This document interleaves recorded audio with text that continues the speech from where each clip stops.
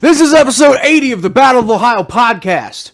The Bengals got back on track with a massive, decisive victory against the Las Vegas Raiders this week. Their playoff hopes are saved as they prepare to head home for a rematch with the Steelers.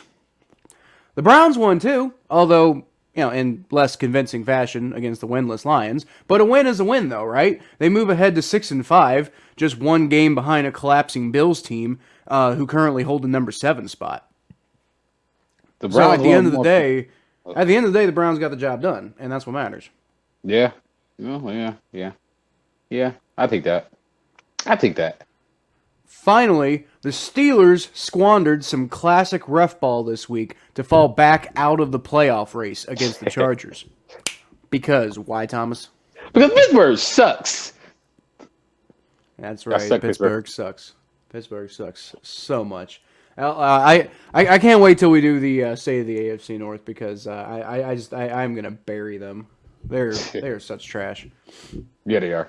They are such trash. So I mean, if you're watching this, then look forward to the State of the AFC North tonight because it is going to be something else. So, welcome to the Battle of Ohio podcast, where we follow the revival of the historic rivalry between the Cincinnati Bengals and the Cleveland Browns.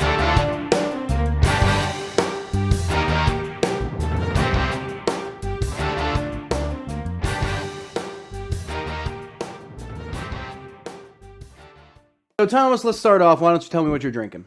Today I'm drinking Coke. Disgusting. What are you, Pepsi guy? I just don't like cola. What are you, RC guy? I don't like cola. I don't like that flavor of soda. What are you, a Mountain Dew guy?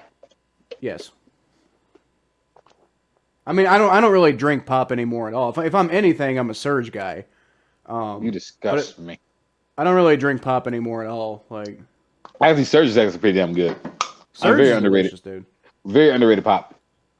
It's unfortunate they're not producing it a whole lot anymore, which is unfortunate. But like it got discontinued back in like 2001, and then it got brought back in like 2016, and it's kind of fallen back off since. I mean, you can still get it, like most Burger Kings have it in their fountains, but you can't really buy it in the stores anymore.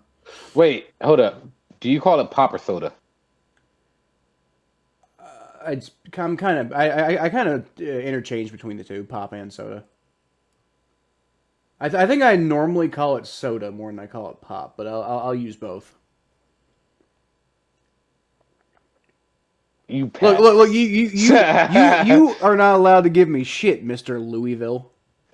Yeah, that's exactly how it's spelled. Sorry for no English. Okay. By the way, it's pop. Don't care who I trigger on this. It's pop, not soda. It's pop. Because it's popping. It's popping. It's popping. So I am drinking a Victory Monkey. That's a good book. That's a good album. In celebration of the Bengals' victory. I know the camera shot is not really too good there, but it's called Sour Monkey Sour Triple. So the Victory Monkey is a good brewery. Yes. Big fan of sours too. Oh yeah, sours are great. Ooh, and that is sour. I like it. I like it. All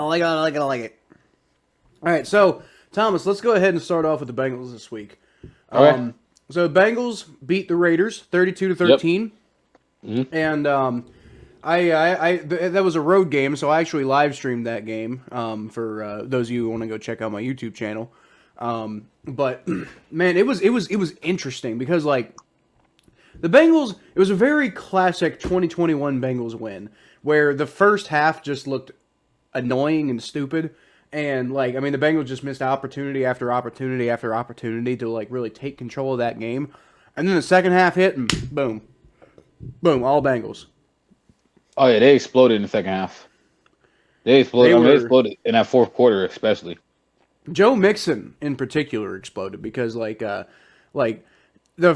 whole first half was awful for Joe Mixon. They ran the ball with him a lot. And if you recall from our preview episode for this game, I talked a lot about how the Raiders' run defense is really bad.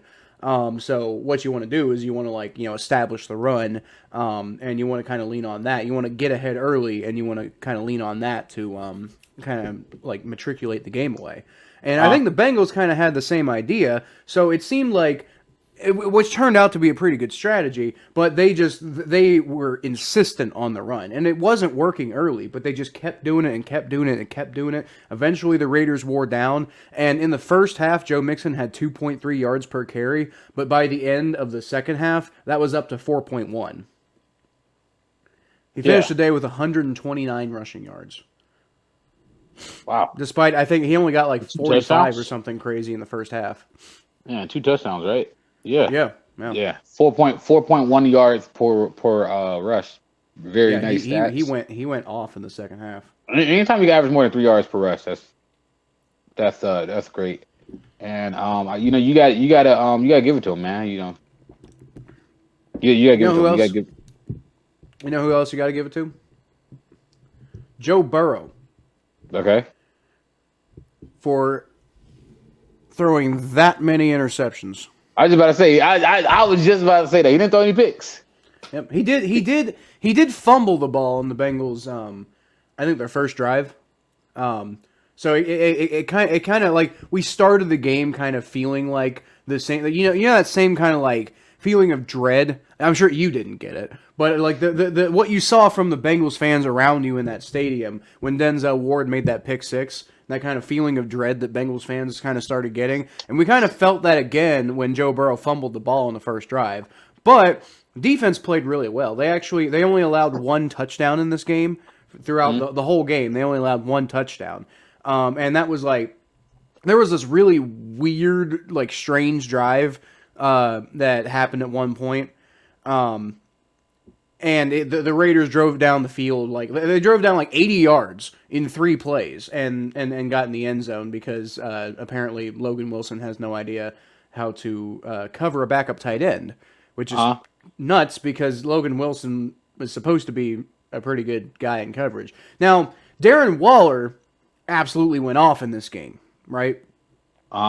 So I think Darren Waller had he had over 100. I think it was 116 yards.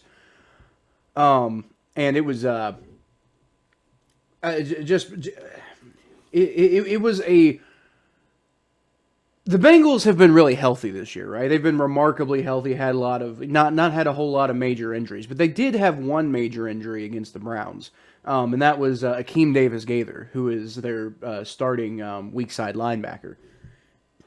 And he what he contributes to the team is he's their best linebacker in coverage. He's the one who, like, if the Bengals are shutting down a tight end, it's usually because Akeem Davis-Gaither's doing it. So he wasn't there, and he wasn't there to hold down Darren Waller. And Jesse Bates had a really bad game trying to hold down Darren Waller, and Darren Waller just went off. But to be fair, he was the only one. The rest of the Bengals, the rest of the Bengals defense, and in particular the coverage, had a really good game. Okay, I just barely subbed out my kicker in time with 4 minutes. I was wondering if you were going to do that. I was like, Thomas, you have a chance for a massive upset here, and I just did it. Lose it because of the kicker. I just did it. Freaking, I can't because like New England Patriots gave me 28 points of defense. Like I was listening to everything you were saying. I was just like, oh my god, I gotta hurry and do this. I just really did it. I was. Oh, thank God. On Thursday, if you had lost because of the kicker, I was gonna come on here and talk so much shit. Dude, all I want to say is thank God for Gannon and Gino. Yeah, Graham Gano. Yeah. Whoever his name is, the Giants kicker. He's got a big leg, so I mean, like the Giants don't have a good offense, but Graham Gano can hit him from long distance. Speaking, by the way, of guys who can hit it from long distance, do you know how many? Do you know how many? Do you know what Evan McPherson's stats were in this game, Thomas? Wait, hold up. Okay, I won't look at it. Okay. Did he have 3 50-yard kicks or more? Yeah, he had 3. Oh, for real? Yeah, I just threw that out there. I swear I didn't look. That is the correct number. I swear I didn't look. I swear I didn't look. Well, there I you swear go. I didn't look. I pulled out my ass. I swear. Look, man. Here, can I say something about the Bengals? Go ahead. I know you have a lot of things you want to say, but I can tell you, man. Like, I'm really the Bengals are a playoff team. I've been saying this. I've been Mhm. saying this for a minute. I've been saying this. I haven't said it to Bengals fans in their face after we beat y'all. But no, I'm joking. I stopped being an asshole. But I did say that's probably why everybody in my section liked me. I was like, guys, like, chill. Y'all gonna make the playoffs. And games like this prove why I think the Bengals are gonna make the playoffs and why I think the Bengals are a playoff team. I think a lot of these AFC teams are gonna start biting at each other. They're gonna start beating each other up. And the cream is gonna rise to the top. Just find ways to win these games. Joe Burrow did not have an extraordinary Joe Burrow game, but y'all have a great team. So you had a defense that picked him up. Like you said, what the first thing you said, Joe Burrow had 0 picks. That's big. Well, That's big as a quarterback. If you're not going to lit it up, if you're not going to light it up as a passer, you're not going to light it up like 300 yards or whatever, and you're only going to have 148 yards passing. He wasn't flashy, but he did what he needed to do. He did exactly what he needed to do. And that's He still that's got the thing. I don't think anybody is criticizing Joe Burrow. Like, I mean, when I did my position grades, I gave him like I think a B plus. I'm not going to give him an A, like a grade in doing the A better than range, that. unless he has like an insanely great day. But I gave him a B plus because I mean he did what we needed him to do. The Bengals relied on the running game to get stuff done, and Joe Burrow had a little. Continues to have a little bit of chemistry issues with some of his wide receivers, but he did what we've been begging him to do for this whole time. And what he did was he distributed the ball to his other receivers, right? So like I mean, it's like Jamar Chase got a touchdown, but Tyler Boyd got his hands on the ball. T. Higgins got his hands on the ball. C.J. Uzama was out there. Yeah. I can't remember. I think Drew Sample got a catch. But point being that it's just Yeah, he did. everybody ate today. Yeah, he did. Yeah, he did. Yeah. Because Evans got his catch. LeBron James got suspended. What? Yeah, he got in a fight with dude in Detroit, and he elbowed him and made him bleed and everything, and everybody's mad at the guy who chased after LeBron James for. The guy got decked by LeBron James, and they're mad at the guy who chased after LeBron James for getting decked by LeBron James. I don't get that, but that's that's not here or there.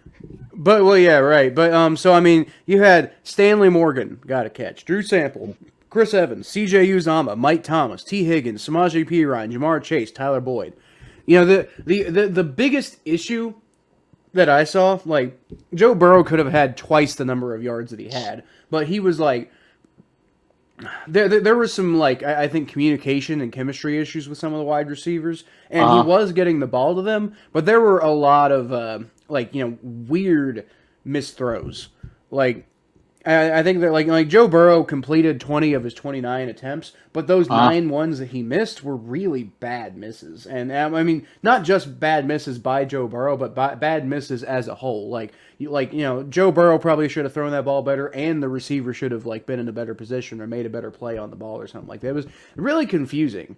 The passing game, like, but at the end of the day, like you said, he did find Jamar Chase in the end zone at one point, so he did contribute that way. 148 yards is fine if that's all you need. Because All you need. again, I think the Bengals were focused on trying to make the running game work. He ended up with a 92.3 passer rating, so it's not like it's not like he had a bad game. It's just he didn't have a particularly like he didn't have a he wasn't the star this week, and that's weird. Because, like, the Bengals are supposed to be a team that, like, lives and dies with the star power of Joe Burrow. But, see, the nice thing is if we don't need Joe Burrow to win games, then just imagine what happens when, like, teams actually have to prepare for the entire Cincinnati Bengals team. And then, also we got superstar Joe Burrow who can kill you at any time he wants. Like I said before, the Bengals desperately needed that bye. Desperately need that bye.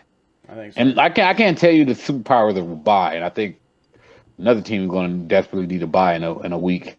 But I can't tell you the superpowers of a bye and how much different a football team could look after a bye. It's incredible. You get a whole week off, a whole week to rest and prepare. It goes wonders for your team. I just think. I agree with you. Breaking news, ladies and gentlemen, the Bengals have a good team. And this is what I've been saying. Your defense is coming in zone. Your offense is starting to be able to work the way it looks, and Zach Taylor is starting to look like a coach that could scheme a game plan and beat anybody. And I know the Raiders are a team that's probably going to slump for the rest of the season because I think that they're overcome with anxiety. But outside of that, y'all still beat a good opponent. I think they're going. I think the Bengals still have at least 4 to 5 wins in them for the rest of the season to get them to the playoffs. I definitely think so. There's 7 games left. The Bengals have 7 games left. They're 6-4. So yeah, they have 7 games left, and I think I said on my recap. Just look at the Bengals schedule and look at what the Bengals are doing right now. And are you not you, Thomas, but just a hypothetical person I'm talking to? Do you really think that the Bengals are going to lose more games than they win the rest of the season? Because I think that's a little ridiculous. And if they don't, then that means they're going to have at least 4 wins, and 4 wins gets them to 10. what would it be? 10-7. What would it be? Yeah, 10-7. 10-7. And 10-7 should be more than enough to make the play. Maybe not more than enough, but 10-7 should get you in the playoffs. I think it will. I think that, like I said, I'm gonna keep on saying this. I think the AFC, and it's kind of happening. I think a lot of records in the AFC. I wouldn't let the current records of the AFC scare you for what the final records are going to be, because these teams got to play each other. Right. These teams got to play each other. And the Bengals are playing all of them too. So I mean, that's the thing. I think the Bengals punched their ticket to the playoffs this week, barring a massive collapse. If obviously a massive collapse, then they're not going to make the playoffs no matter what. But the thing is, if they do have at least even an average rest of the season, like I said, they go 4-3 the rest of the season. That's 4 wins against most likely 4 wins against teams you're competing for a playoff spot in the first place.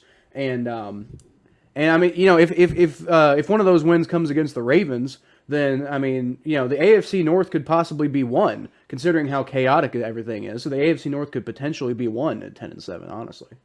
You know what's happening in the NFL, and it just hit me. You know what's happening in the NFL, Kyle? You know what's happening in the NFL? What's that? Is the AFC beating up on the NFC? Is that what's happening right now? I wouldn't say that. No, I'm just curious. Here, I'm gonna look up these records real quick. I want to know what the AFC record is against the NFC this year. I don't know how long it takes me to find that stat. Probably longer than it's actually worth it. Yeah, it probably is. Anyway, keep on going. Okay, so to kind of wrap up the discussion about the Bengals, it was a complete team win. And I think that the biggest thing for me that was really encouraging was seeing that defense finally get back to form. You had, like, the last couple of weeks, the defense just looked like completely awful. Like against the Browns, they let them score like 41 points. Against the Jets, they squandered like an 11-point lead with in the fourth quarter, and it was feeling really kind of dire there for a minute, just mainly because not so much that like this Bengals like experiment is just broken or anything like that, but just to say that the defense is still got a lot of issues. Well, I mean, the Raiders have a lot of issues, so I mean, you can wonder just how much like beating up on the Raiders is really super valuable. But the Raiders are still a very talented football team, and the defense, like I said, only let them have 1 touchdown the entire game in Las Vegas. The rest of the scoring was from Daniel Carlson, the kicker. But you know what? I think I got off track earlier because we were kind of jumping around a little bit. But Evan McPherson hit 3 50-plus yard field goals, And he had another one from 47, so he almost had 4 50-plus yard field goals. Do you know what the all-time NFL record for most 50-yard field goals in a single game is, Thomas? Was it 5? No, it's 3. Ah. So Evan McPherson tied the all-time NFL record, and he was 3 yards away from breaking it. Oh, congratulations to him. And you know what's worth of field goals in one game. You know what's honestly kind of infuriating about all that? Mm-hmm. What? He missed an extra point. Well, I mean, he only showed up to the big ones. I mean, well, no, I mean he converted the other extra points, but I'm just saying the point is like you can nail like I mean, dude, all of these 50-yarders he kicked, all of them would have been good from 60 plus. The annoying part was like, you've got this amazing leg and you're completely destroying these 50-plus yard kicks, and then you can't hit an extra point in a dome. Like, I mean, okay. The Allegiant Stadium's not a dome, but you know what I mean, like a roofed stadium, whatever you call that. Well, I mean, I guess it's a weird stadium. I don't know how I feel about that stadium. Well, it looks good. I saw it in person while it was in the middle of being constructed, and it looked like a piece of work for sure. Bunch of like a lot of Bengals fans traveled to that game, and they had nothing but rave things to say about the stadium. Okay, there you go. It's nice. By the way, to answer my question earlier, yes, the AFC is killing the NFC. Yeah, no, the AFC is beat up on the NFC for sure. I don't know why it's not showing the Jaguars, man. I don't know the Jaguars' record is against them, but I can tell you, Jaguars are in the playoffs. Like for example, the Broncos are 3-1 against the NFC. Interesting. But the Patriots, believe it or not, are actually 1-2 against the NFC, or 2-3 against the NFC. The Chiefs are 5-0 against the NFC. The Browns are 3-1 against the NFC. The Bengals are 2-2 against the NFC. The Ravens are 3-0 against the NFC. You get the trend here. The AFC is just smacking the NFC. That's probably why the AFC records are inflated. Such a joke that the Ravens are. What'd you say? 3-0 against the NFC? 3-0 against the NFC. In reality, they really should be 0-3, considering how those games went. Yeah. And they genuinely like. I mean, I'm sort of like exaggerating a little bit when I say they should be 0-3, but they should at the very least be 2-1. Shout out to statmouse.com. This is a cool website. Oh yeah, that one's a good one. Yeah. But anyway, Thomas, let's go ahead and move on to the Browns because you got some splaining to do. You know what? Look, man. Honestly, if I'm being real with you, I'm more mad at the fan base of the Cleveland Browns fan base than I am at the Browns themselves. Why is that? Because, look, man. Look, Kyle. Here's my thing. How many games did the Browns win between 2016 and 2018? Well, I know one of those years they didn't win any, and one of those years they won one. So I don't know how many they won the other year. Well, okay. 2016, 2017. You combine them. You won one. 2016 and 2017 was one game. Yes. One game. I don't know. I mean, okay, I get it. Baker looked bad. I get it. Baker looked bad. Yes. At the same time, it was 25 mile per hour winds and 20 degrees outside, 30 degrees outside. So it was cold. It was bad weather. It's a running game. Okay.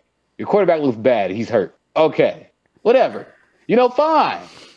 Why y'all booing when you're winning with the ball? We never lost the lead.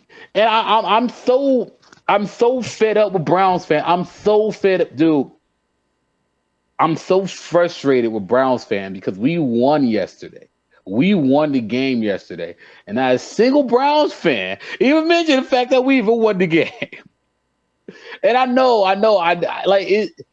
can't take the negativity because the fact of the matter is that it doesn't take, you don't let's be real for a second. The Browns been losing for 25 straight years, and they're trying to turn around an entire organization. Not one since it was the 80s, Kyle. The 80s was the last time that the Browns had back-to-back seasons with a winning record, and they have a chance to do that again this year.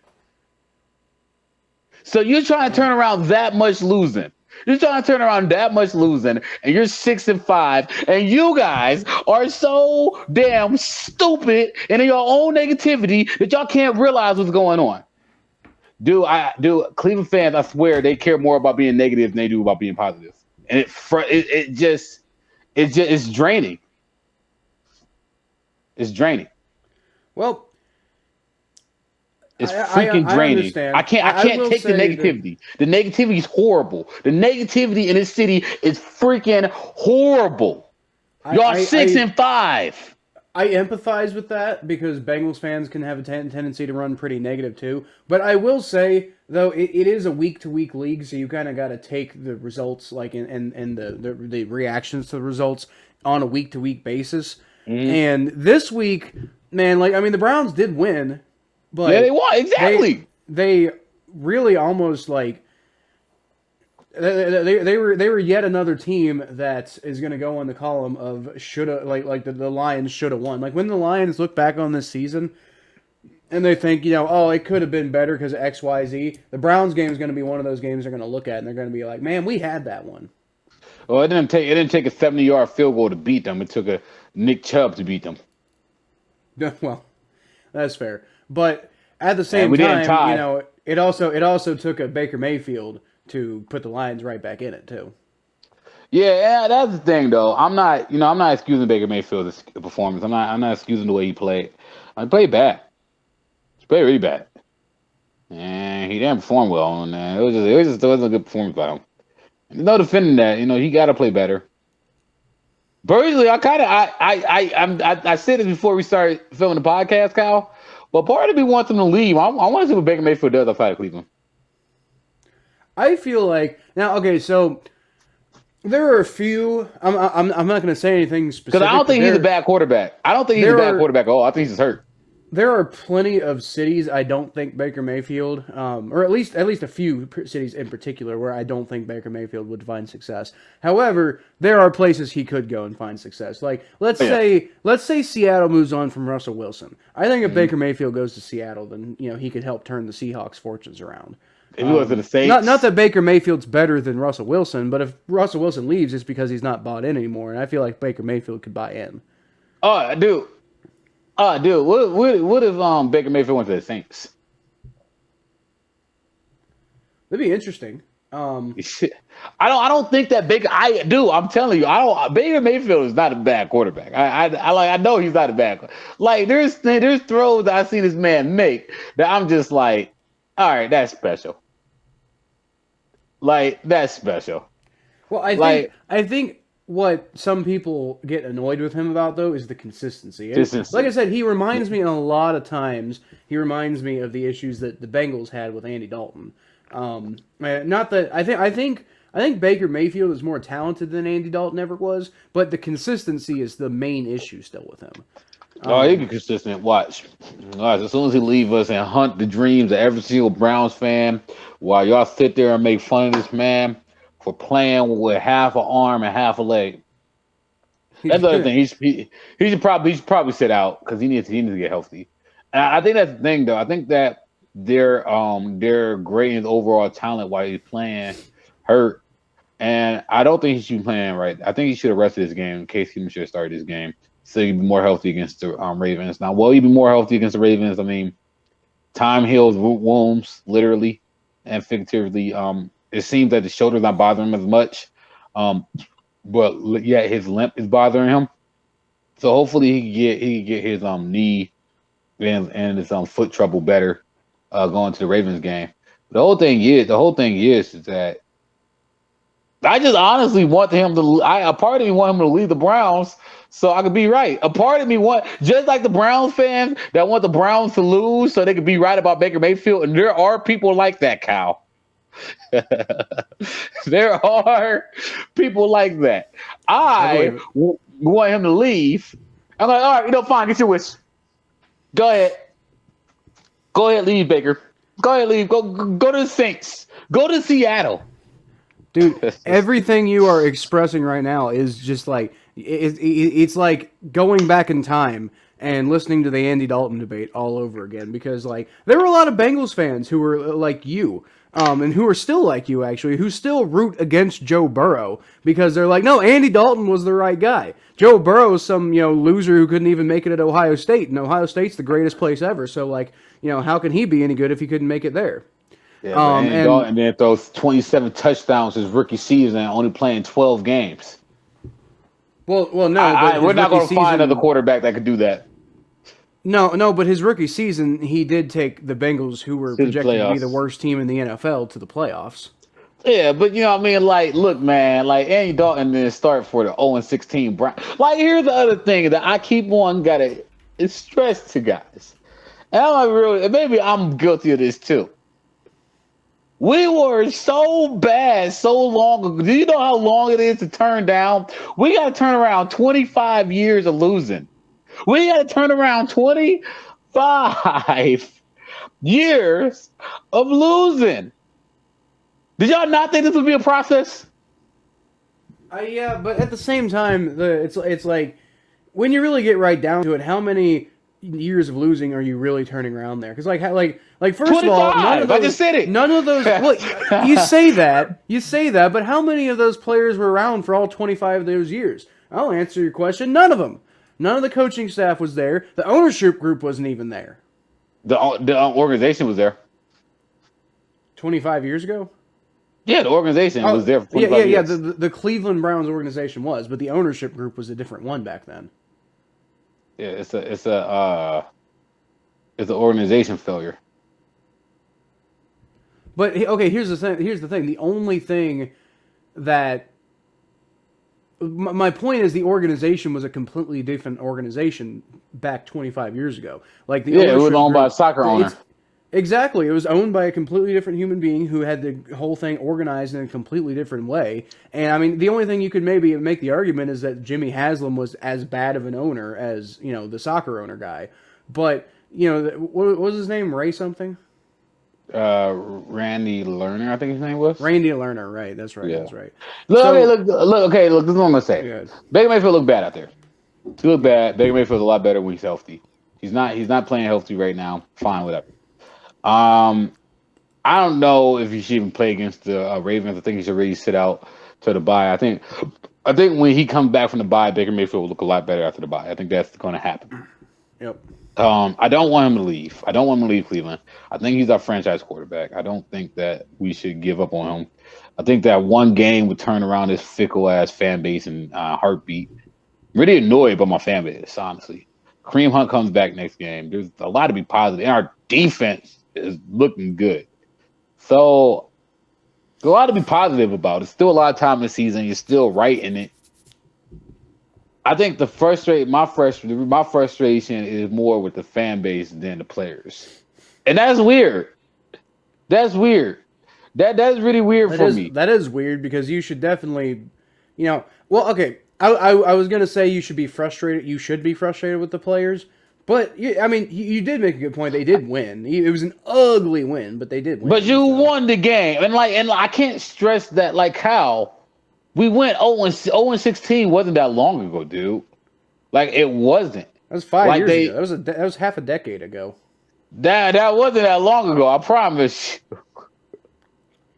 I mean, The 0-16 felt like half a decade. In NFL years, that's a lifetime ago. Like, how many players from the Browns were even around for that 0-7? But like how much of the fan base was around for that 0-16 team? Well, yeah, a lot of the fan base was, of course. Exactly. But that's what why I'm saying. In NFL.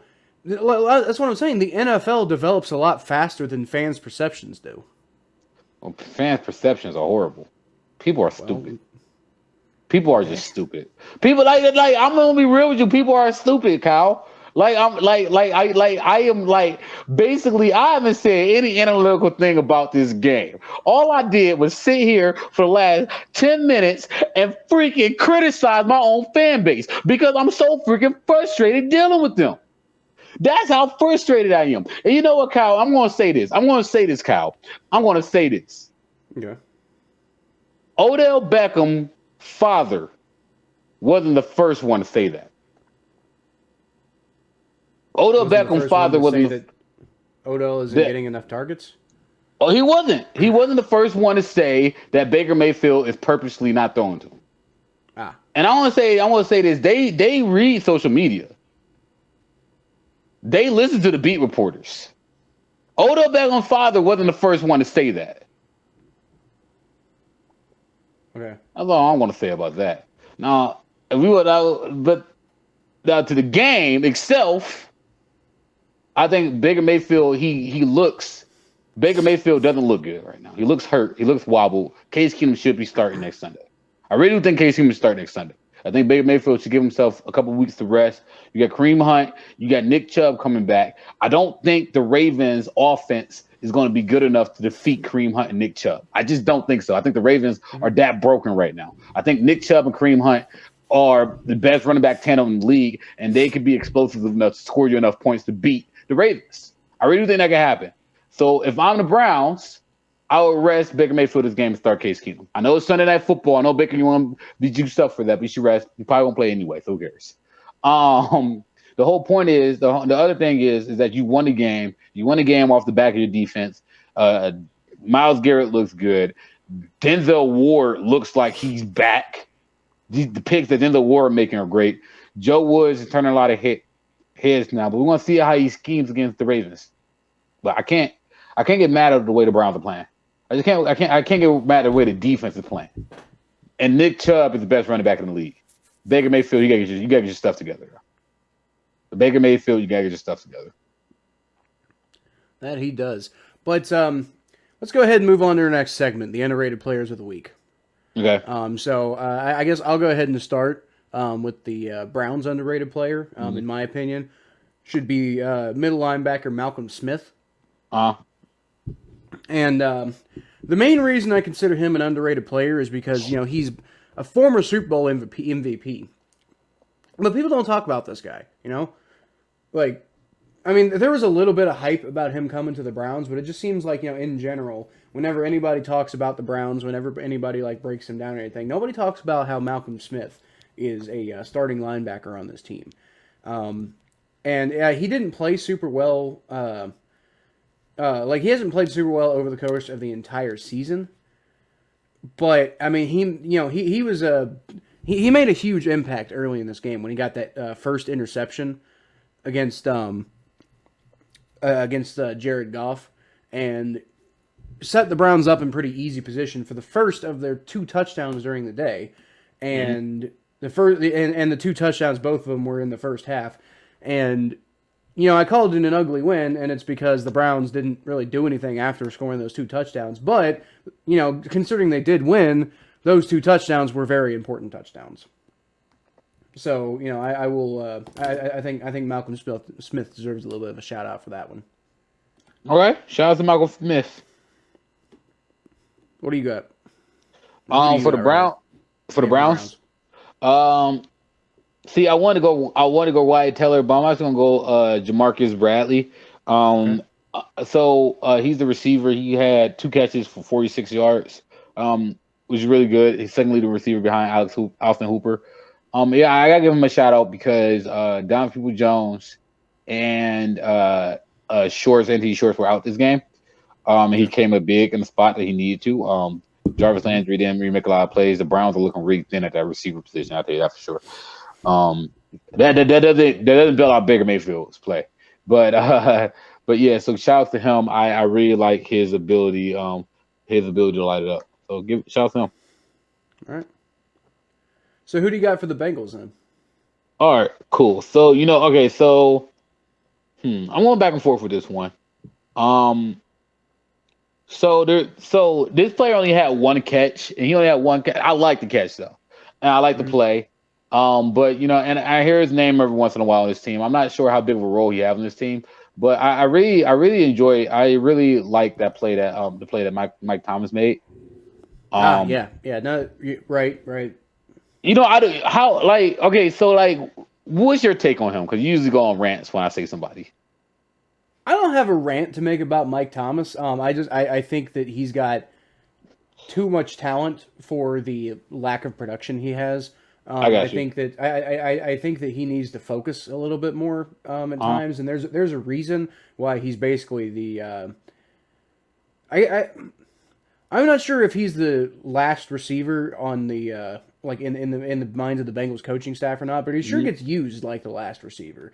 He really should be contributing more than he is, but like for whatever reason he just he's not making the impact like when he does get on the field, and sometimes he does like he did today. He had that 12-yard catch and that was a nice play, Yeah. but I mean, it's about the only thing he's done in weeks. Can I also give a shout out to Eli Apple and You certainly can. cause like all right, so that interception, yes, was but was also was a work of art, is what that interception was. like you was criticizing him at the beginning of the season, and it's great seeing how much he improved. And shout out to Yeah, him. yeah. Shout out to him. I gotta give him a shout out. I gotta give And Mr. Apple. nobody is happier to see me proved wrong than me, honestly, on that one, because look, okay, I'm not gonna lie. Eli Apple went to Ohio State. He's another he proves me right in being another one of the long line of Ohio State busts in the NFL. But at the same time, he is the Cincinnati Bengals number 2 starting cornerback. So I don't want him to be bad. I would gladly take me being wrong about Ohio State players for Eli Apple to turn around and be good. I mean, hell, I'm accepting the fact that Von Bell's good and he went to Ohio State. Sam Hubbard went to Ohio State and he's good. So look, I don't hate Eli Apple. I hate the way he has played throughout most of the year. But every once in a while he flashes something and he shows you like that's why he was a first round draft pick. Now, I mean, he was also a lot of people called that pick a reach, but point being he was under consideration for being picked pretty high. If not first round, he probably would have been picked in the second round. Mhm. So like I said, I don't hate Eli Apple. I want him to do well. Okay. I observe the fact that he regularly does not. But yes, he had a very good game against the Raiders, and that's part of the reason we won is because he basically shut his man down all night. He got worked a couple of times because a couple of times he was asked to cover Darren Waller, and that's just I don't know what the Bengals coaching staff was thinking there. Uh-huh. But like I mean when it mattered, he made plays this week. So Okay. I mean you got to give him credit for that. Yeah. So shout out to you, Eli.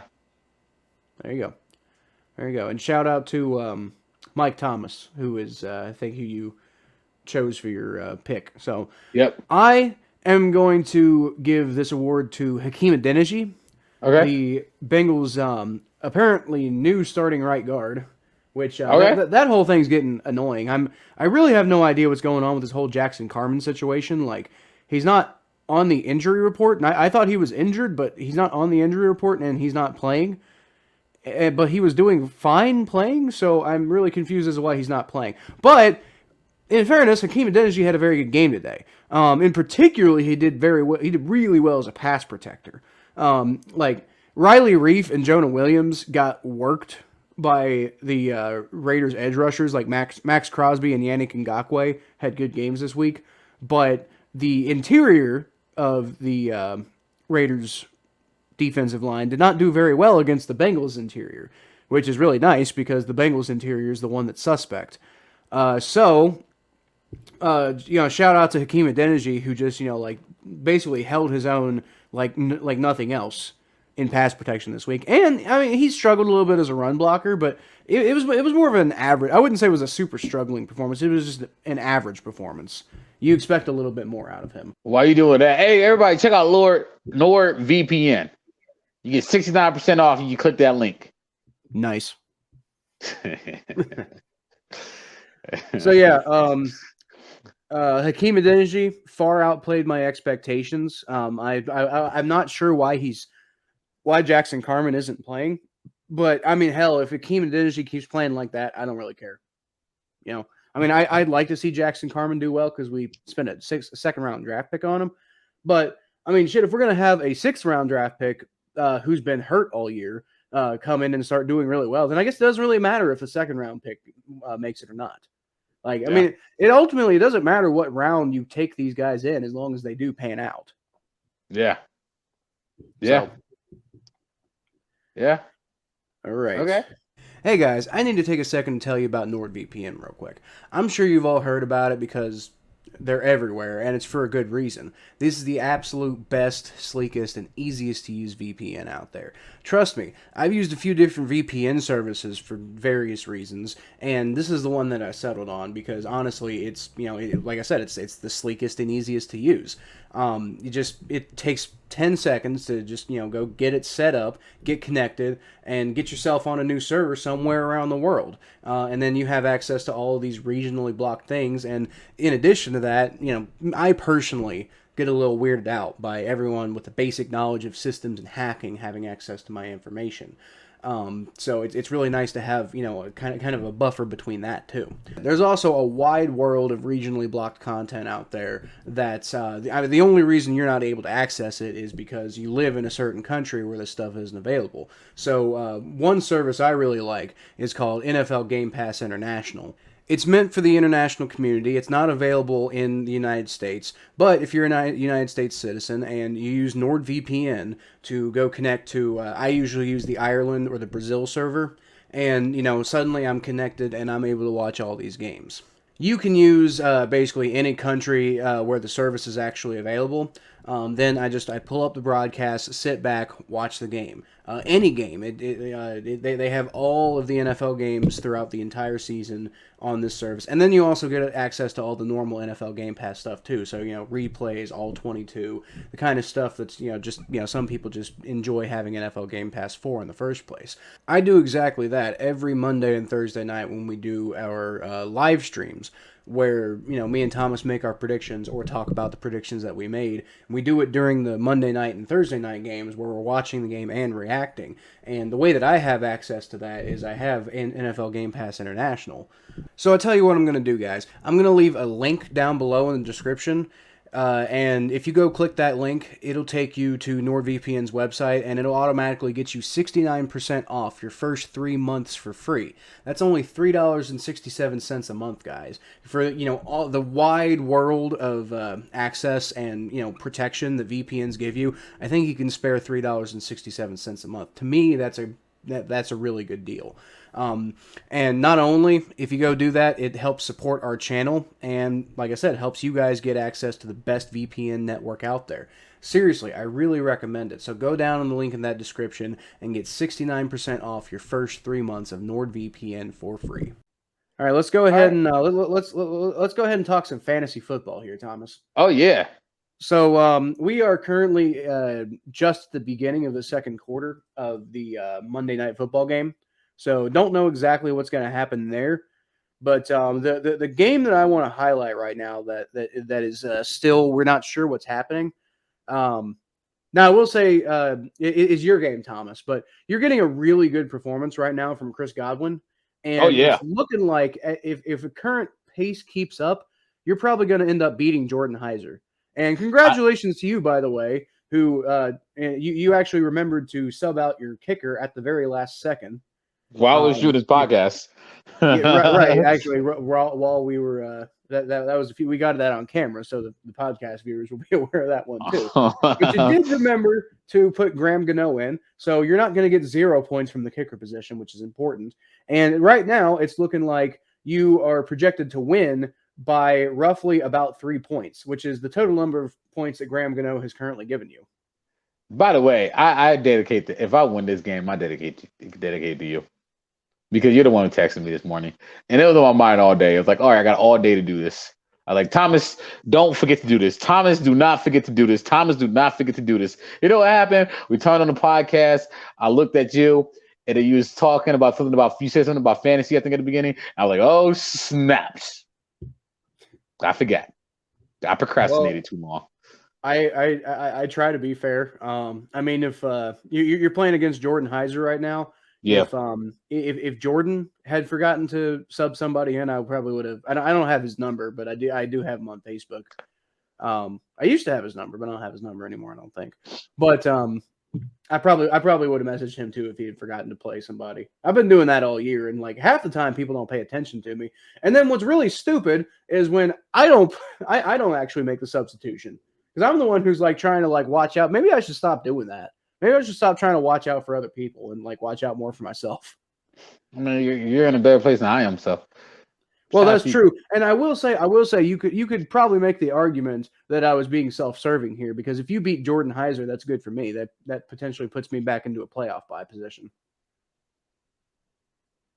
So Okay. maybe I was just being self-serving there, Thomas. You never know. Well, hey man, we help each other out. Oh, there you go. Like Jamar Chase and Joe Burrow. You scratch my back, I scratch yours. Yeah. All like right. Lamar Jackson and Lamar Jackson. Lamar Jackson and Lamar Jackson. That no truer words have ever been spoken. So the highest scoring team of the week appears to be my team. I just actually like nobody had a good week in fantasy this week except me.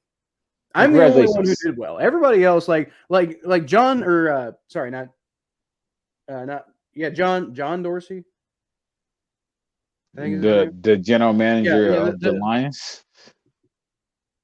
No, the Michael Dorsey's Michael Dorsey's brother, who the Saints fan, who's in the league. I think his name is John, so his name would be John Dorsey. Looking like he's gonna have a good game, but it hasn't quite got there yet. And then Nick Boley went over 100, so that's good. But nobody came close to me. I got 142.94. Okay, well look at that. Yeah, that's pretty damn good. Big games from shout out to Mike Williams, who broke the Steelers' hearts at the very end of that game, which we will be. Yeah, hell yeah, hell yeah. Shout out to Kirk Cousins, who got me 25 fantasy points en route to an absolutely stunning victory over the Green Bay Packers. By the way, Thomas, because like I was watching. I was kind of flipping back and forth between Bears Ravens and Packers Vikings before I streamed the Bengals Raiders game. And I was watching Tom Grossi's stream. So I had the audio of that. I had Tom Grossi's audio while I was watching Ravens Bears, and I turned it off when when it said that Eric Stokes intercepted Kirk Cousins, and Tom Grossi started celebrating. He's like, yeah, Packers are going to win. And so I turned it off. I'm like, okay, well, that game's over. And then I because part of it is I go set up my stream for Bengals Raiders. So I go to set up my stream for Bengals Raiders. I'm doing the stream, and I'm talking about the beginning of this game. And I'm like, you know what? Let's check the scores. Let's see who won. And I'm reading through, and I'm like, and then, the Vikings beat the Packers. And then, wait a minute, hold up. The Vikings beat the who? I thought they threw an interception to lose the game. What are you talking about? Turns out that play was apparently reviewed and the interception was overturned. And I just didn't hear that because I turned off the stream. The Vikings went down the field and scored the game-winning field goal.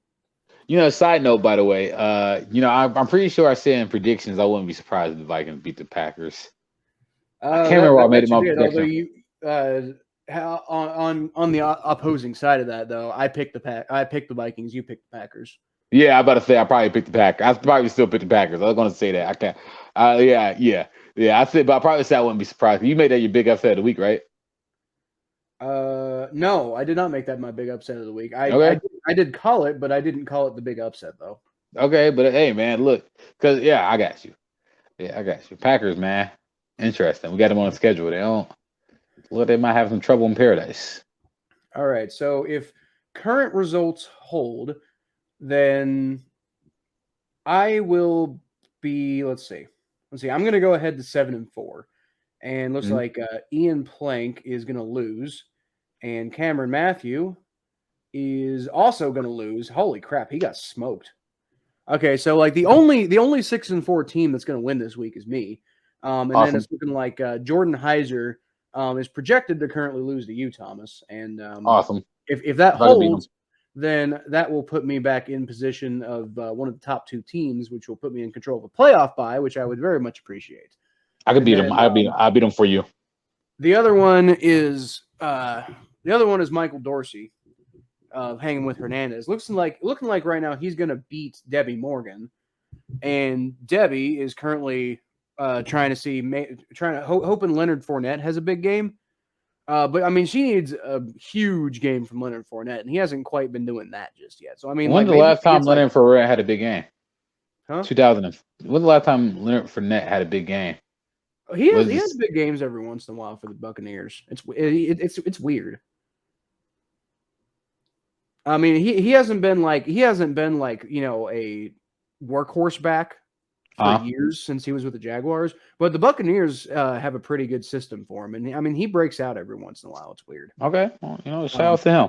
Unfortunately, Debbie forgot. It looks like she forgot to set her lineup because she didn't sub out Lamar Jackson.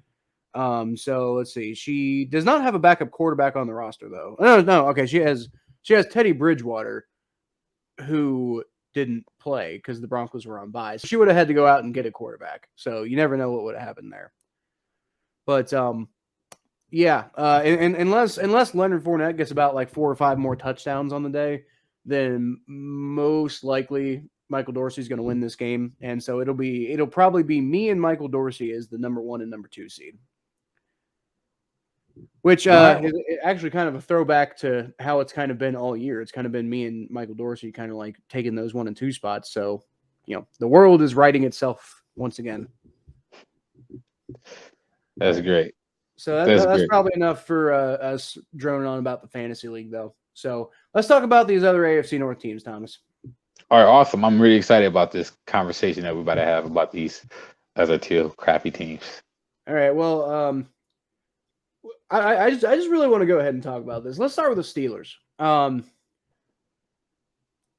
That ref ball, dude. Like, did you watch that game, Thomas? That Sunday Night Football game? I know what you're talking about, but yes, it just seems like they were just trying. The refs were just trying to hand this game to the Steelers, man. I mean, like this random stupid ass pass interference call near the end of the game, and then like a dumb roughing the passer call on Joey Bosa at the end of the game, both of which like basically gave the Steelers handed the Steelers scoring opportunities, even though their offense stalled. And it's like the NFL is trying to force the Steelers down our throat. Like, here, guys, have the Steelers. And NFL, it would be like, no. Like, here, Steelers. Here, take it. Take the Steelers. Like, no, I don't want it, man. It's like my mom when she made me eat beets when I was a kid. I don't want to eat beets. Like, I ate every single vegetable in the alphabet but beets. I ate broccoli, corn, all the 9. But beets, and my mom was always buy beets, knowing that we didn't eat beets. Stop feeding me beets, Mom. Same thing with the Steelers. The Steelers are the beets. That sounds about right. So Steelers are gross and we hate them. Yeah. But see the infuriating thing here. Now the hilarious thing is the Steelers, despite basically being handed a golden opportunity to win, still lost. Partially thanks to Mike Williams in that 53-yard touchdown. That was just beauty, like art defined. It was fantastic. But man, like I was doing some filming for my next for my next preview show for my YouTube channel, and I had my buddy over, and we were watching this game after we were done filming, and me and him were just like dejected by like 8 minutes left to go in the game, and we're like, all right, man, I think the Chargers got this. They're dominating this game. There's no way the Steelers are coming back from this. 4 minutes left in the game. We're ripping our hair out. Like, how are the Steelers about to win this game? What is going on?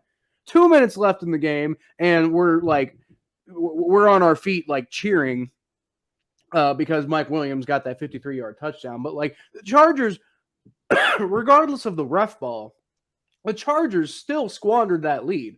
Like, I don't know if the Chargers necessarily deserved to win that game. Maybe Mike Williams did. I mean, they did put up 41 points, so I mean, it's really kind of hard to argue that they didn't deserve to win that game. But like, I mean, the way they choked at the end is just like, good teams don't do that.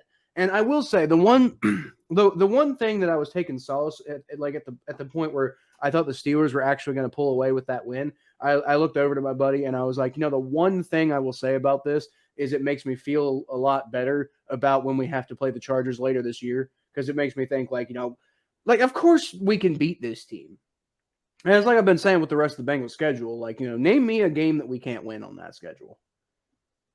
It's like, maybe the Chiefs, if the Chiefs really are like turning themselves back around. No, that'll be the Chiefs. But then again, it's more so been like the defense has been playing better lately, and that offense still has not kind of gotten their rhythm. So, the Chiefs have historically thrived on, at least the last couple of years, have thrived on their offense. They're gonna beat the Steelers. Damn, the Steelers about to get swept by the Bengals. The Steelers about to get swept by the Bengals this year. I think so. Dang, man, Pittsburgh, tell me how that tastes. I will tell you how it tastes from my perspective live. You're probably gonna beat the Chargers. And y'all got 3 straight home games. Yeah, because we have 3 straight road games. Yeah, that's sitting pretty. Because the Chargers got to fly out east. You know how I feel about those flights. Mm-hmm. And then the 49ers, you know how I feel about the AFC playing the NFC. And then y'all play the Broncos, which might be a harder game than, whatever. But, by then I think the Broncos are going to be a defeated team. The toughest game on our schedule is the Chiefs. Yeah, tough, because I think the Ravens are collapsing. Mm-hmm. Yeah, well, they haven't yet, but they're on their way to collapsing. But speaking of the Ravens, we need to talk about them too. So I agree with you. The Ravens, I think, are well on their way to collapsing. They're not doing it, which is, kind of frustrating if you're a fan of a rival team. But like the way they won that game against the Bears is the same way they've been winning a lot of these games with Lamar Jackson. And it's like they've been beating these bad teams. They kind of remind me of the Steelers from last year. They've been beating these bad teams, but they've been needing like these big, massive, dramatic comeback wins to do it. Yeah. Now this week, obviously, you got Tyler Huntley in instead of Lamar Jackson. You could probably use that as an excuse. But, you also kind of can't use it as an excuse because it's what they've been doing all year with Lamar Jackson, too. Like, I don't know if the Ravens, maybe the Ravens don't take it down to the complete wire like that if Lamar Jackson's in the game. But I still don't know if they win that game decisively with Lamar Jackson because they were doing a lot of the same stuff that they do with Lamar Jackson with Tyler Huntley. Yeah, no, I mean, like he didn't actually look terrible. He just looked bad. Yep. Man, the Ravens. I get so sick of watching the Ravens lose these games, man. I don't know what these games. Every single time I watch the Ravens play, and I'm like, oh, they about to lose. They about to lose, and they find some way to win. I'll be like, how? How? Like, don't y'all people know? Like, don't you know how to die, Raven? They should have lost to the Vikings. Should have lost to the Colts. They did lose to the Lions. The NFL just messed up and accidentally counted it as a win. Well, we got all AFC North week next week. I will say one thing that makes me feel kind of good as a Bengals fan. The only team so far this year in the AFC North who has not had trouble with the Lions is the Bengals. We beat them. The only team that has decisively beaten the Raiders the Lions this year. Hey man, look, at least we didn't tie them. At least we y'all did better. The Browns have the least embarrassing game against the Lions out of the non-Bengals AFC North teams because the Steelers tied them. The Ravens should have lost. When I say should have, I mean should have. They should have and did lose. The NFL just accidentally counted it as a win. So, the Browns won. The Browns won fair and square. Now, they won ugly, but they won. What are the chances that the weather was just really bad last game and hard to throw?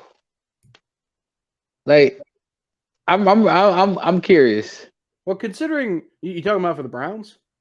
For everybody, it's just bad weather. Well, considering the fact that the Browns are used to playing in Cleveland, I think that, they can't really use that as an excuse because they pretty regularly use that as a reason why they should have home field advantage, late in the season. Yeah, that's why you run the ball. That's why you run the ball 50 times. I mean, I'm just saying because, you watch. I mean,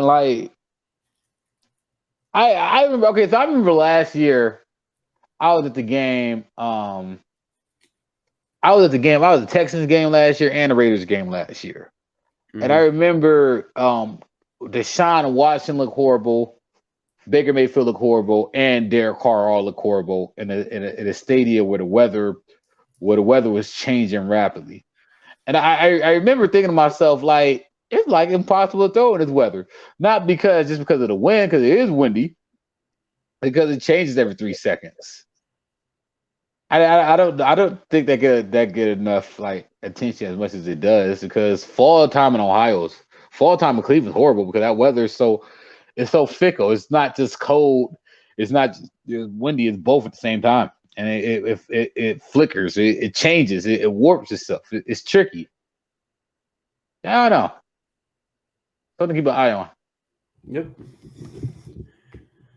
But anyway, guys, I think that's probably going to do it for this episode of the Battle of Ohio podcast. We've been going just a little over an hour now.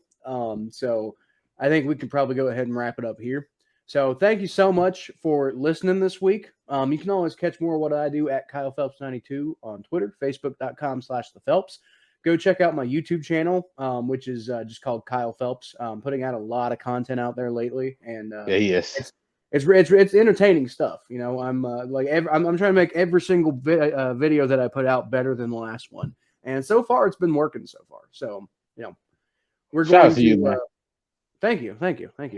I'm just gonna keep doing that forever at this point. I don't have any plans to stop. I only have like 12 subscribers right now, but that's okay because I just enjoy doing it.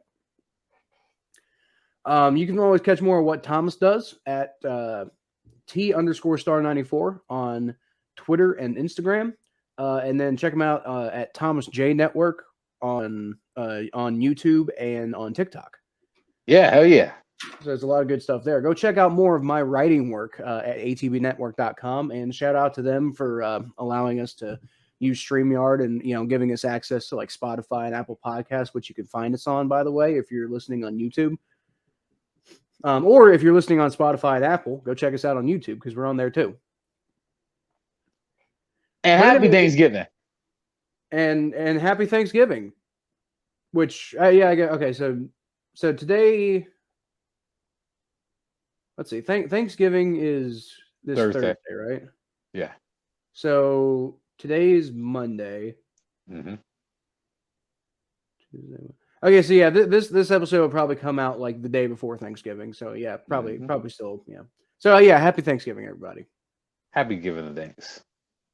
Right. And I still love you, Cleveland fans. Yeah, I'm sure.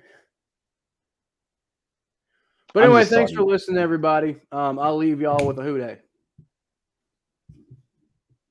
Go Browns. There you go. I still believe. All right.